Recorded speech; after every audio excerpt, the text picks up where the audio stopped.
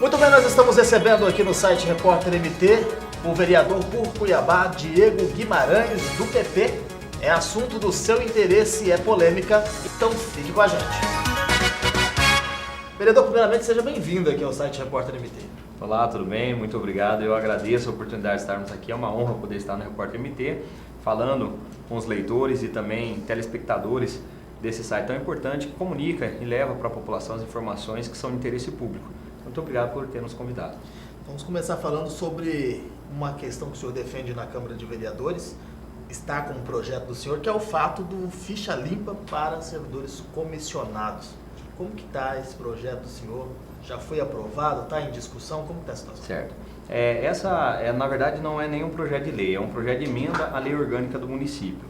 Nós pretendemos, por meio dessa emenda à lei orgânica, que foi apresentada em parceria com o vereador Marcelo Bussic, uma alteração na forma com que é tratado o servidor comissionado no Serviço Público Municipal em Cuiabá.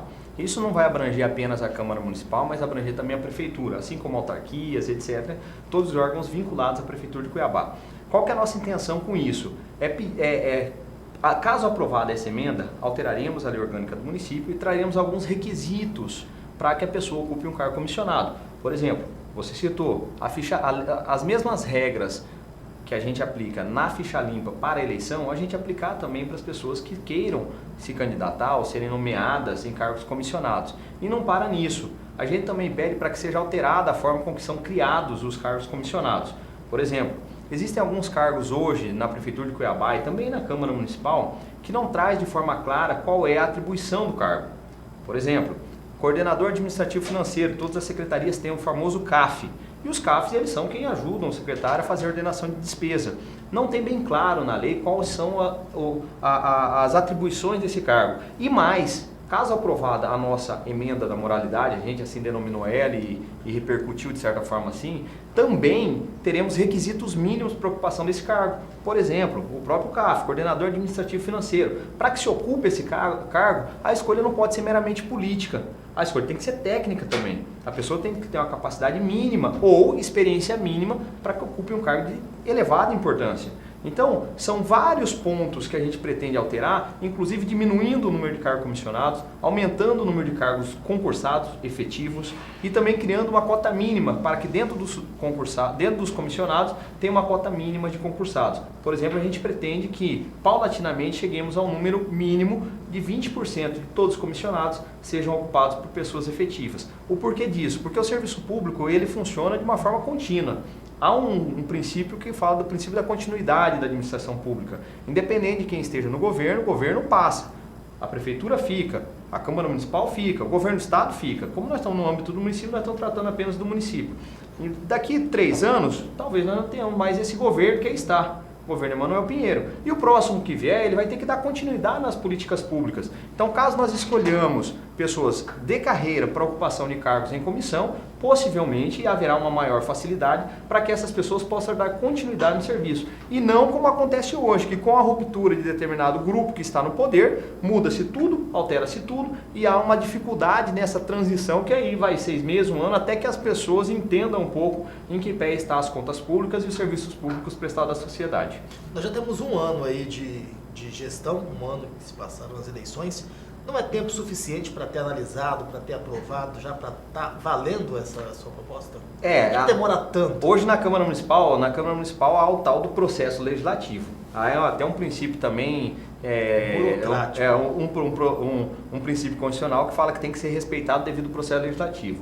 O que é isso? Quando a gente apresenta um projeto de lei, ele passa por várias comissões dentro da casa. Por exemplo, Comissão de Constituição e Justiça, Comissão de Orçamento, tem a Comissão de Saúde, para que seja dado um parecer técnico daquele assunto. Não é um parecer vereador. Infelizmente demora. Ou como esse caso é de extrema polêmica, inclusive nós devemos convocar... Mas polêmica por quê? Não é uma lei para demonstrar transparência? Eu não tenho dúvida. A minha intenção... Por que é polêmica? O meu desejo é que estivesse aprovado em 2 meses. Hoje já passou pela Comissão de Constituição e Justiça, já tem parecer favorável, já tivemos discussão interna dentro do plenário sobre o assunto. Possivelmente nós vamos provocar uma audiência pública para debater também o assunto, inclusive para que a sociedade participe. E é importante o apoio popular para que a gente consiga a aprovação desse projeto de lei, já que caso aprovado esse projeto de lei irá diminuir muito as possibilidades de indicações meramente políticas dentro do serviço público, especialmente os cargos comissionados. Então, mexe muito com os interesses de partidos, mexe muito com interesses de grupos políticos. Então, por isso que eu falo que é demasiadamente polêmico. A meu ver, é extremamente saudável para o poder público, é extremamente saudável para a administração pública que uma lei, eu não tenho dúvida disso, que uma lei dessa seja aprovada. Entendeu? Então a gente está trabalhando no sentido de que ela seja aprovada e é muito importante a participação popular, é muito importante a pessoa que está nos ouvindo para que ela tome conhecimento. Até quem quiser ter acesso a essa lei, eu disponibilizo ela no nosso site. Eu tenho um site que é o nosso site que nós buscamos comunicar com a população, é Diego Guimarães MT de Mato Grosso.com, apenas.com, você vai poder acessar lá, está disponível na íntegra o arquivo em PDF para que você possa ver essa lei, inclusive dar sugestões, ainda está em tempo para a gente poder fazer algumas alterações, fazer emenda a esse projeto que ali está tramitando. Então, caso o cidadão queira observar ele, só acessar diegoguimarãesmt.com. E é importante seu apoio. Quando ele vier para a votação, a gente vai estar comunicando com a imprensa, comunicando também nas redes sociais, para que você busque o seu vereador e peça o voto dele favorável a esse tipo de projeto. Uma outra questão que foi bastante discutida durante as eleições de 2016, e passou-se o ano de 2017 falando nisso, mas nada também de concreto, é a questão da legalização do Uber em Cuiabá. Como está essa situação na Câmara? Como estão as discussões? Está tudo parado? Houve uma polêmica muito grande quando o Uber surgiu no Brasil, depois quando ele se instalou em Cuiabá. Houve um movimento forte por parte dos taxistas, a quem a gente respeita e reconhece a importância dos taxistas pelo trabalho que eles já prestaram e ainda prestam para a nossa sociedade. Tá? Agora, eu sempre disse o seguinte, eu sou favorável ao taxista e não ao empresário que aluga táxi. Tá? O maior drama e os maiores rumores que surgiram quando o Uber veio para Cuiabá foram dos empresários que viviam apenas e tão somente da alocação de permissões. Tá? E essas permissões, elas serviam apenas para ferir lucro a essas pessoas. O Uber veio para Cuiabá, é um serviço que foi plenamente acolhido pela sociedade cuiabana. Hoje eu faço uso, agora há pouco estava conversando com uma pessoa que trabalha comigo, ele me disse que hoje foi da Câmara para a sua casa de Uber, aprova o serviço, foi abraçado pela sociedade cuiabana, pela sociedade brasileira. Eu fui o primeiro vereador ainda, quando recém-eleito, que me posicionei favorável à manutenção do Uber em Cuiabá. Agora, o que não há ainda, você falou que não há legalização. Na verdade, ele é legal, porque está no Plano Nacional de Transportes Urbanos. Tá? Já há essa modalidade. A plataforma dele também é legalizada. Sim, né? O que apenas não tem é um mecanismo de controle por parte do poder público municipal para que ele possa estar fiscalizando. Assim como fiscaliza a lanchonete da Dona Maria, que precisa da vigilância sanitária, está ali fiscalizando, para que dê segurança ao cidadão, para que garanta a você, pai, mãe, que tem sua filha e filho que andam de Uber, para que as pessoas que estejam transportando passem por um critério mínimo de avaliação, que elas estejam realmente capacitadas para poder conduzir passageiros e para que garanta a segurança das pessoas que são ali conduzidas. E outro ponto importante, caso a Prefeitura Municipal não faça e não tome iniciativa, porque esse projeto tem que partir do Executivo. Tá? Inclusive nós tivemos com o prefeito, apresentei uma sugestão de regulamentação do Uber na época para o prefeito Emanuel Pinheiro. Tive reunião em Brasília com a diretora, com a Mariana, que é diretora regional do Uber, aqui no Centro-Oeste, e ela nos apresentou uma sugestão que para ela seria ideal. Essa sugestão foi levada à mão do prefeito Emanuel Pinheiro, só que até então ele não tomou nenhuma iniciativa. Para você ter uma ideia, muitas pessoas falam por aí que caso haja essa regulamentação, vai aumentar o preço do Uber, porque nós vamos começar a pagar imposto. Está errado. Hoje o cidadão cuiabano já paga imposto sobre o Uber, só que infelizmente esse imposto é revertido para a Prefeitura de São Paulo, que lá já há essa regulamentação, e hoje todo Uber que você pega em Cuiabá, 5% é ISS, Imposto sobre Serviço, que é revertido para a Prefeitura de São Paulo, porque a nossa sede aqui nós ainda não temos, dentro do nosso ordenamento jurídico local, uma regulamentação que demonstre a esses aplicativos como eles irão fazer o recolhimento e qual será o valor recolhido a título de ISS para o nosso município. Então hoje, você pode certeza que Cuiabá tem perdido uma receita enorme e as nossas ruas aí elas são utilizadas pelo Uber para fazer o transporte passageiro e aferir lucro, e esse valor poderia ser nossos impostos ao invés de ir para São Paulo, poderiam estar sendo seria um motivo a mais para que se aprove logo? Eu não tenho dúvida disso. Se resolva logo essa questão. O nosso desejo é que isso aconteça, até porque o Uber também foi uma saída para muitas pessoas que estavam em busca de emprego. Muitos trabalhadores que estavam desempregados, muitas pessoas que procuraram meios alternativo para poder prover o sustento da sua família, quando eu ando de Uber, eu sempre procuro conversar com a pessoa, né? Eu pergunto, falo, o senhor trabalha só de Uber? Falo, há 2 meses eu estou desempregado, estou usando isso daqui para eu poder sustentar minha família. Eu estou aguardando uma nova proposta de emprego, enquanto isso eu trabalho com Uber. É uma espécie de seguro-desemprego para muita família. Também, justamente. E é um meio lícito, é um meio saudável, é um meio legítimo para que a pessoa procure prover o seu sustento. Então a gente vai continuar acompanhando essa matéria, mas depende muito de que o prefeito, o Emanuel Pinheiro, encaminhe para a Câmara, a gente chama uma mensagem, na verdade é uma proposta de lei para que nós possamos aprovar. Já que nós, vereadores, de acordo com a legislação, nós não podemos, não é de nossa competência, apresentar esse tipo de projeto de lei. Agora, vereador, tem um outro projeto do senhor que defende uma nova lei que limita o tempo de espera nas filas de cartórios. Isso. Essa lei ela já existe para os bancos, né? A lei dos 15 minutos, que não funciona muito bem no país desde que foi aprovada, e todo mundo sabe disso. Como fazer para que isso vá também para os cartórios? Sim. Eu sou advogado, né? Sou advogado, atualmente estou com a minha OAB suspensa, mas durante muito tempo, enquanto advogado, eu frequentei tive que suspender por ser vice-presidente da Câmara Municipal e ser incompatível a atividade da advocacia com o exercício administrativo da segunda vice-presidência. E quando advogado eu sofri por muitas vezes e recebo reclamação de colegas também advogados que passam muitas horas nas filas, porque é um trabalho comum do advogado, muitas vezes ter que procurar o cartório, são certidões, são procurações, cadeias dominiais, matrículas de imóveis que nós temos que estar ali buscando. Aguardar nas filas por tempos absurdos, 1 hora, 1h30. Então, de conversa com alguns advogados, com a Ordem dos Advogados do Brasil, inclusive aproveito para deixar um abraço para o Léo Capataz, nosso amigo, que hoje é presidente da Ordem dos Advogados do Brasil, surgiu essa proposta de lei para que fosse limitado um tempo máximo de 30 minutos para o atendimento do cidadão nos cartórios. Só que toda lei que é aprovada, toda lei para que ela valha, para que ela tenha uma efetividade, ela há necessidade de uma fiscalização e também da coerção.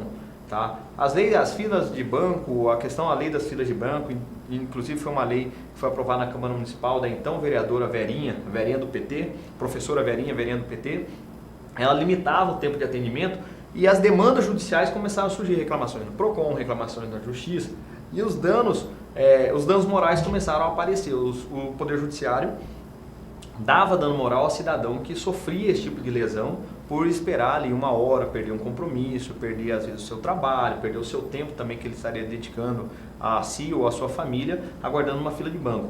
Contudo, de um tempo para cá, aproximadamente 5 anos, eu como advogado eu vi isso acontecer, houve uma mudança na jurisprudência, entendendo que a espera em demasia nas filas de bancos configurava apenas mero aborrecimento.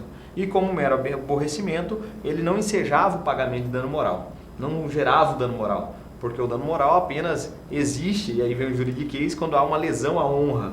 Então, para o Poder Judiciário, alterou a jurisprudência falando, não há lesão à honra, há apenas mero aborrecimento. Isso tirou, então, essa coerção por parte do Poder Judiciário em obrigar os bancos a efetivarem essa lei. Por isso essa lei não funcionava, caiu no desuso e, infelizmente, hoje, e na época eu me recordo muito que houve uma modernização nos bancos. Eles melhoraram o atendimento, colocaram as pessoas sentadas, aí nós ficávamos em pé nas filas. Tinha o horário ali que o senhor chegou. Era muito bom. Infelizmente, aí é uma cobrança que a gente vai ter que fazer. A gente vai estar divulgando ainda essa lei nossa que foi aprovada, já está sancionada, que limita o tempo de atendimento nos cartórios. A gente vai estar divulgando ela ainda mais e pedindo apoio do Tribunal de Justiça, porque a Corregedoria Geral de Justiça que é responsável pela fiscalização dos cartórios, para que a gente tenha a efetividade dessa lei, para que vocês, cidadão, cidadã, que fazem uso desse serviço público, vocês possam ser atendidos num tempo razoável. Eu acredito que até 30 minutos é um tempo razoável.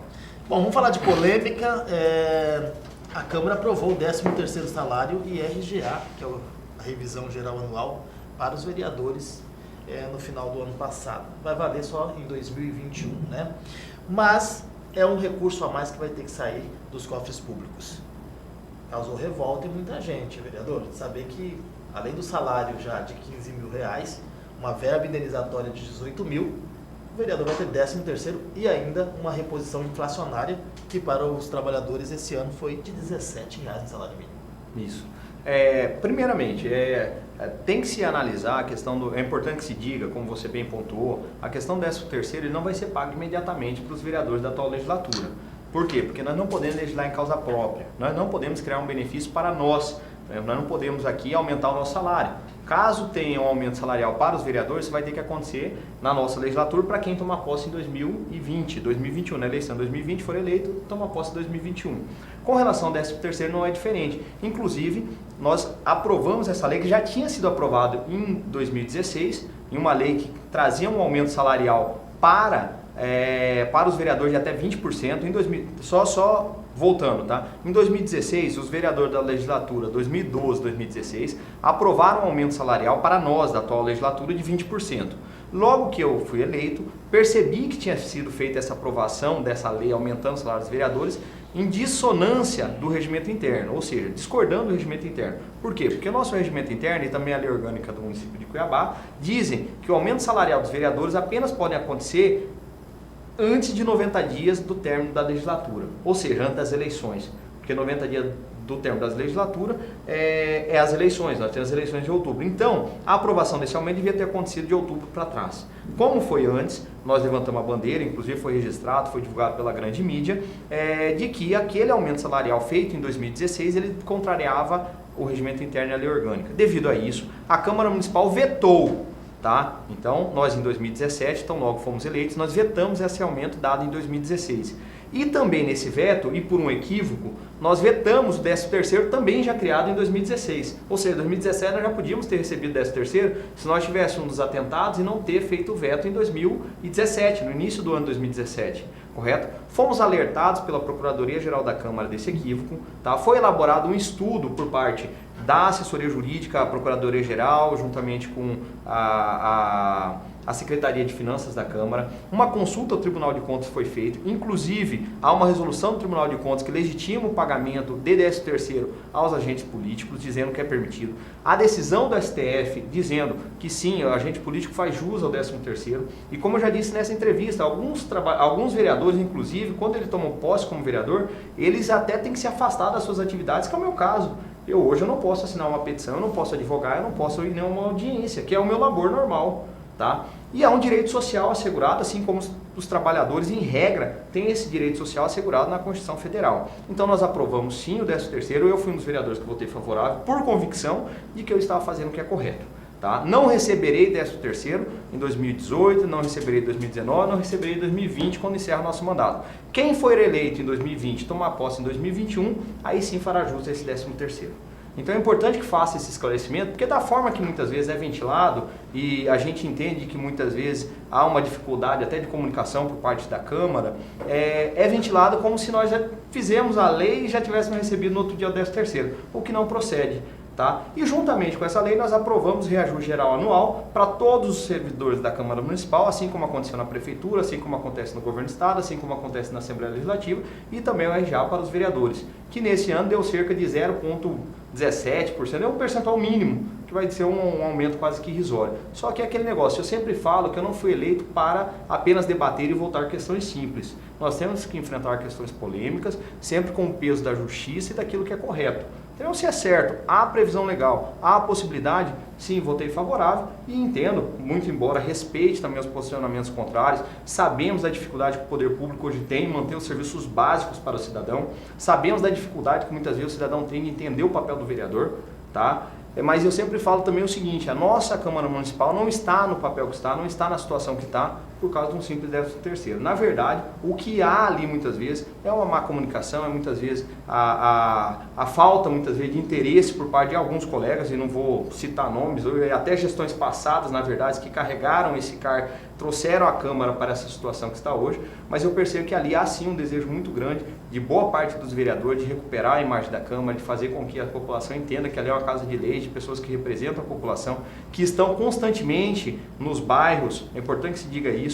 Eu diariamente, até antes de começar a entrevista, eu falava, né, daqui a pouco estou indo lá para o industriário, então a gente tem que ir lá verificar, tem a questão de um ponto de ônibus lá que a sociedade, inclusive reclamaram, não foi atendido pela CEMOB, e agora hoje nós vamos estar inaugurando um ponto de ônibus comunitário, que a população se reuniu, fez uma vaquinha, tá? Inclusive eu ajudei eles mobilizando as pessoas, empresários da região, para que nós pudéssemos fazer isso. Então é o nosso papel como vereador, tá atendendo os anseios da sociedade, tá correndo atrás das reclamações, buscar também leis que possam realmente impactar positivamente a vida do cidadão, porque aí sim o cidadão vai começar a respeitar ainda mais a Câmara Municipal, vai perceber a importância de ter um representante na Câmara nesse parlamento que é o parlamento municipal. Eu queria debater mais esse assunto com o senhor, mas a gente não tem tanto tempo assim. Vou mudar de assunto. O senhor também está tentando levar para a Câmara de Vereadores um posto de recadastramento da biometria do Tribunal Regional Eleitoral? Essa já é uma realidade em andamento. No dia de ontem, eu, na qualidade de vice-presidente, estive com o desembargador Pedro Sakamoto, corregedor do Tribunal Regional Eleitoral. Nós assinamos um termo de cooperação técnica entre Câmara e Tribunal Regional Eleitoral. Nós percebemos a dificuldade que a população está tendo em fazer o cadastro biométrico, o caos que se tornou isso, porque as pessoas têm medo de ter os seus títulos cancelados, e se não for feito, e o CPF também, se não for feito o cadastro e não houver nenhuma prorrogação, isso vai acontecer. Ontem o desembargador reafirmou isso para nós, e aí nós disponibilizamos o espaço na Câmara Municipal, o plenarinho vai ser utilizado para isso, disponibilizamos servidores da casa, porque o tribunal não tem mais capacidade de pessoal para poder atender a demanda que hoje existe em Cuiabá. E o Tribunal Regional irá entrar com a capacitação desses servidores e com os equipamentos. E a partir do mês de fevereiro, possivelmente já no dia 2, é a data que nós colocamos como previsão, né, de início dos trabalhos, nós já teremos um posto de atendimento confortável, com ar-condicionado, com 5 postos de atendimento dentro da Câmara Municipal, que isso vai ajudar a dar uma maior celeridade para esse atendimento ao cidadão, conforto também, sempre com muito respeito ao cidadão que às vezes deixa algumas atividades suas para poder ir lá fazer esse cadastro biométrico, para que esteja kit com a Justiça Eleitoral, com seus direitos civis, etc., né? Para que não tenha nenhum aborrecimento tardio. É uma boa notícia, né, para quem estava na fila aguardando atendimento. Para a gente encerrar, o senhor assumiu uma postura independente lá na Câmara e a informação de bastidor é que o senhor enfrenta aí uma resistência do partido, o PP, em relação aos seus posicionamentos, inclusive de não apoiar o prefeito Emanuel Pinheiro. Quando eu digo não apoiar, é ser independente e contestar algumas decisões do Executivo. Como está esse relacionamento hoje dentro do partido? O nosso partido foi um dos partidos da base que ajudou, usa-se muito esse termo, né, na política, do arco de aliança, que ajudou a eleger o prefeito Emanuel Pinheiro. Eu ajudei ele tanto no primeiro quanto no segundo turno, porque acreditei nas propostas apresentadas pelo prefeito Emanuel Pinheiro, pelo seu vice, Nilvan Ribeiro, a quem eu reservo uma distinta amizade, gosto muito do Nilvan e vejo nele um jovem promissor, um grande político, que certamente estará futuramente ainda mais mostrando seu trabalho, sua capacidade, não só em Cuiabá, talvez em Mato Grosso, mas logo depois que houve eleição, alguns posicionamentos nossos começaram a discordar daquilo que um vereador, muitas vezes da base, teria que fazer, porque eu vejo que muitas vezes esperam de um vereador da base uma certa subserviência, uma aprovação de 100% daquilo que o Poder Executivo faz. Nós temos que aprovar, aplaudir, não contestar, não indicar os pontos errados. Especialmente um fato marcante que aconteceu no decorrer do ano passado foi a assinatura da CPI do Paletó, quando nós nos posicionamos favoráveis, auxiliamos o vereador Marcelo Bussic na elaboração da peça que foi o requerimento de instauração da CPI, tá? Auxiliamos também nos estudos para a formação da comissão, inclusive eu fui a Brasília, sentei com advogados do Senado Federal, que são especialistas e trabalham no Senado Federal apenas com comissão parlamentar de inquérito, tocaram, por exemplo, CPI dos Correios, CPI do Mensalão, CPI do Banestado, entre outras grandes CPIs, para que nós pudéssemos ter a capacidade técnica para desempenhar um bom trabalho nessa CPI, que terá o seu desenrolar agora a partir de fevereiro. E isso gerou um certo constrangimento para alguns que esperavam, um desconforto para alguns que esperavam um posicionamento de subserviência do vereador Diego Guimarães. Eu sempre falo que eu não fui eleito para ser subserviente. Para alguns nós temos nomes? A liderança do nosso partido, o presidente estadual do nosso partido, Ezequiel Fonseca, manifestou-se publicamente que caso eu não realinhasse com o Poder Executivo, eu estava à vontade para sair do partido, que eu me sentisse à vontade para sair do partido. Também o nosso presidente local, o presidente da municipal, o vereador, a quem também eu tenho muito respeito, mas eu sei que ele naquela posição ele está seguindo uma orientação de todo o diretório municipal, de que eu também, caso não realinhasse, eu poderia me sentir à vontade. Mas eu sempre digo, no Estatuto do PP, o qual eu li ele e leio ele com frequência para tirar as dúvidas com relação ao posicionamento partidário, não há nenhuma obrigatoriedade ali expressa para que nós, vereadores, nós parlamentares, tenhamos uma subserviência ao Poder Executivo, caso o nosso partido faça parte da base. Hoje nosso partido tem 3 secretarias no Poder Executivo, que é a Secretaria de Trabalho, Vinícius Binei, Secretaria de Obras, o Vander Lúcio, e também a Secretaria de Cultura, o Vuolo. tá? O Francisco Vuolo. Então são 3 secretarias e isso gera uma certa pressão porque há um medo do partido talvez em perder algum desses cargos. Mas entre fazer o que é certo, o que eu entendo ser certo, não vou falar que eu sou o senhor da verdade, o senhor da razão, mas o que eu entendo ser certo, que a população me cobra para fazer, e entre fazer para agradar simplesmente líderes partidários, eu prefiro fazer o que eu entendo que é correto, o que é saudável, o que é o meu dever como vereador, porque nós estamos ali não apenas para aprovar leis, mas também para fiscalizar o Poder Executivo. São 2 funções essenciais que um legislador tem que fazer, que é produzir leis, sim, e fiscalizar o Poder Executivo. E fiscalizar não é tapar os olhos, não é tampar o sol com a peneira, é fingir que não viu. Nosso dever ali é fiscalizar. E a Comissão Parlamentar de Inquérito, que é o ponto marcante, aí eu reafirmo ela, a CPI do Paletó, ela não tem intenção de fazer julgamento prévio, condenação prévia, tribunal de exceção. Ela tem a finalidade, sim, de fazer uma apuração dos fatos de uma forma correta, de uma forma concreta e, ao final, dar à sociedade a resposta que ela tanto espera. Até agora, a sociedade se pergunta por que aquele dinheiro estava entrando no paletó do então deputado Emanuel Pinheiro. Por que é que aquele áudio entre o Silvio Correia e o Alan Zanatti estava na casa do prefeito, um áudio polêmico, um áudio comprometedor, que estava fazendo na casa do nosso atual prefeito? São essas questões que nós precisamos resolver.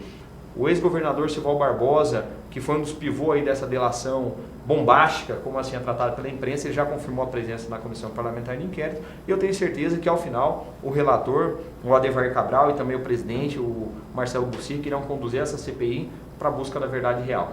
Isso é o que nós queremos, é nisso que eu confio, nisso que eu acredito, e é isso que eu percebo que a sociedade tanto cobra e espera. O senhor permanece no partido? Permaneço, estou muito confortável. Estou tranquilo no PP e dali eu não saio. Ali eu fui eleito por aderir o estatuto do partido, aderir também os programas a níveis nacional, a ideologia partidária que existe, e por ali eu fico até segunda ordem, a não ser que se torne sustentável a nossa manutenção do partido. Aí sim eu irei cogitar a possibilidade de sair do partido.